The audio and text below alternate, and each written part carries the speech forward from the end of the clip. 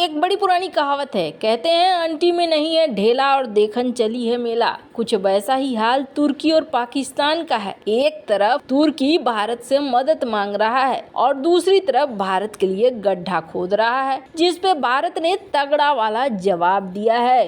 तो वहीं दूसरी तरफ कतर से 8वें अधिकारी को लेकर आई है बड़ी खबर। नेवी का 8वां अधिकारी वहीं छूट गया था, साथ पहुंचे थे भारत। जानेंगे उस पर क्या खबर आई है। जियोपॉलिटिक्स में बहुत कुछ चल रहा है, आइए जानते हैं इन खबरों को विस्तार से। कतर की जेल में बंद 8 नेवी के पूर्व अधिकारियों की रिहाई को 2 सप्ताह से ज्यादा हो चुका है। 8 में से 7 लोग 12 फरवरी को भारत वापस आ चुके हैं, लेकिन यात्रा प्रतिबंधों का सामना कर रहे कमांडर पूर्णेंदु तिवारी की वापसी अभी तक नहीं हुई है। कमांडर तिवारी से जुड़ा एक और मामला अभी पेंडिंग है, जिसके खत्म होने का इंतजार है। इस कारण उन पर यात्रा प्रतिबंध लगा है। हालांकि 12 फरवरी को नजरबंदी से रिहाई की घोषणा के बाद उन्हें अपने घर जाने की इजाजत दे दी गई थी। ऐसी रिपोर्ट्स आ रही है कि जल्द ही वो वापसी कर सकते हैं। वो इस सप्ताह या अगले सप्ताह की शुरुआत में वापस आ सकते हैं। द न्यू इंडियन एक्सप्रेस ने एक खबर में सूत्रों के हवाले से कहा है कि कमांडर तिवारी के आने की घोषणा पहले से नहीं की जाएगी। कमांडर तिवारी की मां 85 साल की हैं, जो अपने बेटे के भारत लौटने का इंतजार कर रही हैं। 30 अगस्त 2022 को कतर के आंतरिक मंत्रालय की ओर से 8 पूर्व नौसैनिकों को गिरफ्तार किया गया था। इजराइल के लिए जासूसी करने के आरोपों में बाद में उन्हें मौत की सजा सुनाई गई थी, जिस कारण से भारत में कतर को लेकर एक नाराजगी देखी जा रही थी। बाद में कतर ने इसकी सजा को कम करते हुए जेल में बदल दिया, लेकिन डिप्लोमेटिक हस्तक्षेप के बाद आखिरकार इन सभी लोगों को रिहा कर दिया गया। उनकी गिरफ्तारी, सजा और इससे जुड़े विवरण साफ नहीं है। भारत ने इस फैसले का स्वागत करते हुए कतर के आमीर की सराहना की थी। भारत लौटने के बाद इन नेवी अधिकारियों ने पीएम मोदी को धन्यवाद कहा था। नई दिल्ली एयरपोर्ट से बाहर निकलने के बाद अधिकारियों ने भारत माता की जय के नारे लगाए थे। एक नेवी अधिकारी ने कहा कि पीएम मोदी के हस्तक्षेप के बिना ये संभव नहीं था। इसके अलावा उन्होंने कतर के आमीर को भी धन्यवाद कहा। वहीं एक अन्य अधिकारी ने कहा कि पीएम मोदी के कारण वो आज मौत के मुंह से बाहर निकले हैं। खैर, जहां एक तरफ ये सब कुछ हो रहा है, तो वहीं दूसरी तरफ पाकिस्तान और तुर्की पर यूएन में एक बार फिर भारत ने जोरदार पलटवार किया है। पाकिस्तान और तुर्की ने कश्मीर का मुद्दा उठाया था,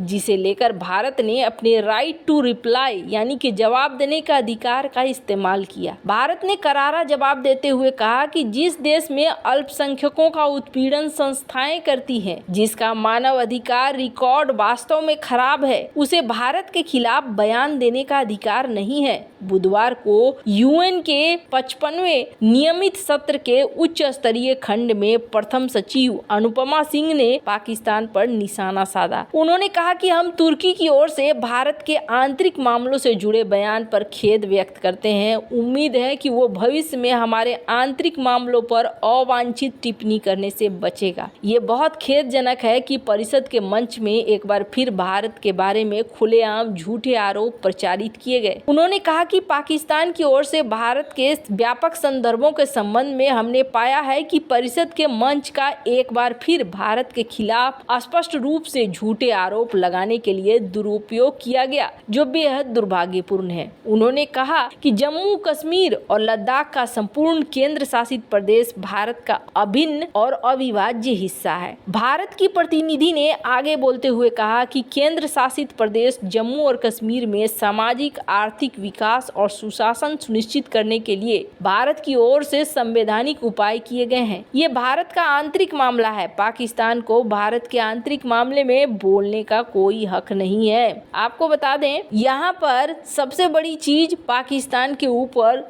निशाना साधना था। उन्होंने कहा कि एक ऐसा देश जिसमें अल्पसंख्यकों के सिस्टमेटिक उत्पीड़न को संस्थाएं सपोर्ट करती है, जिसका मानव अधिकार रिकॉर्ड वास्तव में निराशाजनक है, वो भारत पर टिप्पणी कर रहा है। उन्होंने इस मौके पर पाकिस्तान में ईसाई समुदाय पर हमले का उदाहरण भी दिया। उन्होंने कहा कि अगस्त 2023 में पाकिस्तान के जननवाला शहर में अल्पसंख्यक ईसाई समुदाय के खिलाफ बड़े पैमाने पर क्रूरता की गई। 19 चर्चों को नष्ट कर दिया गया, 89 ईसाई घरों को जला दिया गया। इसके अलावा उन्होंने कहा कि एक ऐसे देश को भारत पर बोलने का अधिकार नहीं है जो यूएन के प्रतिबंधित आतंकियों को पालता है, उनका जश्न मनाता है। उन्होंने कहा कि हम उस देश पर और ज्यादा ध्यान नहीं दे सकते जो दुनिया भर में आतंक के कारण खून खराबे के लाल रंग में डूबा हुआ है। संयुक्त राष्ट्र मानव परिषद का 55वां नियमित सत्र 26 फरवरी से 5 अप्रैल तक का रहा है। आपको बता दें, जिस तरीके से तुर्की यहाँ पाकिस्तान के साथ खड़ा होकर बोलने लगता है, हाल फिलहाल में तुर्की ने भारत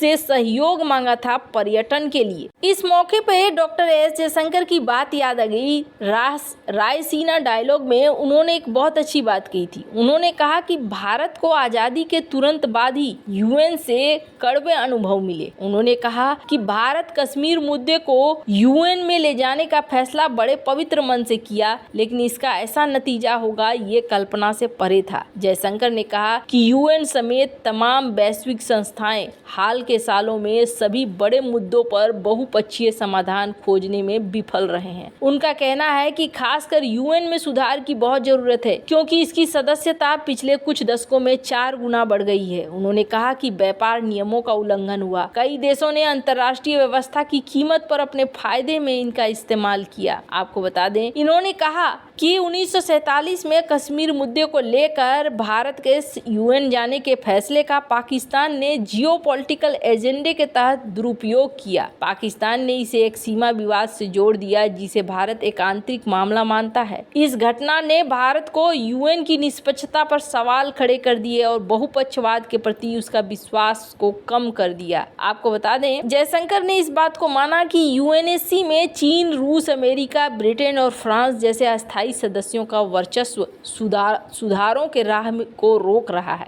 ये शक्तिशाली देश अपने वीटो पावर का उपयोग करके अपने हितों को आगे बढ़ाते हैं, जिससे छोटे और मध्यम देशों के लिए न्याय मिलना मुश्किल हो जाता है। ये असंतुलन जयशंकर का बहुपक्षवाद की व्यावहारिकता पर संदेह पैदा करता है। जयशंकर इस बात को मानते हैं कि जब आप कहते हैं कि मल्टीपोलर वर्ल्ड, तो ये सफल नहीं हो पाता है, क्योंकि मल्टीपोलर में सबसे ज्यादा देश आपस में ही उलझते हैं। इन्होंने कहा कि सिर्फ यूएन ही नहीं, डब्ल्यूटीओ में भी ऐसा ही है। व्यापारिक नियमों का उल्लंघन होता है, लोग इसका फायदा उठाते हैं और असमानता फैलती है। बहुपक्षवाद की मूल भावना के खिलाफ चीजें होती है। जयशंकर का मानना है कि यूएन हाल के सालों में बड़े वैश्विक मुद्दों जैसे आतंकवाद, जलवायु परिवर्तन, शरणार्थियों के संकट किसी को भी टाल नहीं पाया है। ऐसे में खुद यूएन को एक बहुत बड़े बदलाव की जरूरत है। जिस तरीके से यूएन चल रहा है वैसे में नहीं चलना चाहिए। खैर, एक समय आएगा जब इस यूएन की वैल्यू भी खत्म हो जाएगी। ऐसे ही खत्म हो चुकी है और आगे खत्म हो जाएगी, और फिर से एक बार शक्ति का राज होगा। जिस देश के पास जितनी ज्यादा शक्ति होगी उसका राज उतना ही बड़ा होगा। वैसे आपको क्या लगता है, इन सब मामले में आपकी क्या राय है? कमेंट कर जरूर बताएं। जल्द मिलते हैं अगले वीडियो में नई खबर के साथ।